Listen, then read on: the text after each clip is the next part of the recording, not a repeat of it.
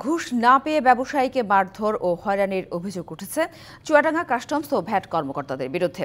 স্থানীয় ব্যবসায়ীদের অভিযোগ, ঘুষ না দিলে ফাঁসানো হয় আইনি জটিলতায়।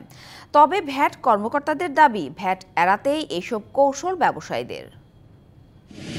গত 6 জানুয়ারি চুয়াডাঙ্গার বঙ্গ পিভিসি পাইপ ফ্যাক্টরি পরিদর্শনে যায় যশোর কাস্টম এক্সাইজ ও ভ্যাট কমিশনারেটের 12 সদস্যের প্রতিনিধি দল, যার নেতৃত্বে ছিলেন অতিরিক্ত কমিশনার রাকিবুল হাসান ও সহকারী রাজস্ব কর্মকর্তা সাদ্দাম হোসেন। প্রতিষ্ঠান মালিকের অভিযোগ, পরিদর্শনে অনিয়ম না পেলেও 50 লাখ টাকা ঘুষ দাবি করা হয়। টাকা দিতে অপারগতা প্রকাশ করে লাঞ্ছিত করা হয় মালিককে।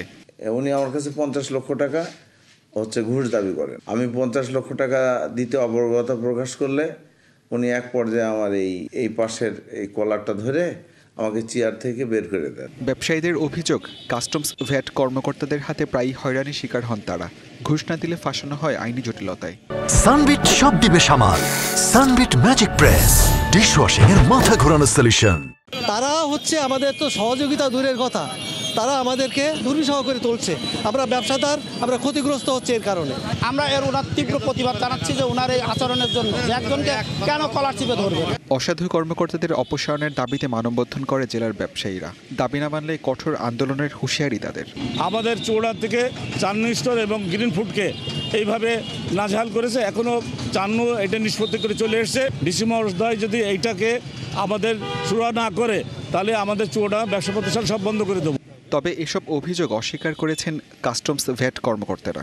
তাদের দাবি, ভ্যাট ফাঁকি দিতে এমন কৌশল প্রতিষ্ঠানটির। এই ধরনের কোনো জিনিস যেটা তারা অভিযোগ করছে, এই ধরনের কোনো ঘটনা ঘটে নাই। তাদের কাছে যদি সেরকম কোনো প্রমাণ থাকে যে আমার কর্মকর্তারা যে তাদের গায়ে হাত দিচ্ছে, কোর্ট আছে, তারা সেখানে বলতে পারে। কিন্তু আমি যতটুকু নিশ্চিত হয়েছে এই ধরনের কোনো ঘটনা ঘটে। চুয়াডাঙ্গা জেলার বিভিন্ন ব্যবসা প্রতিষ্ঠান থেকে বছরে প্রায় 100 কোটি টাকা রাজস্ব আদায় করে সরকার।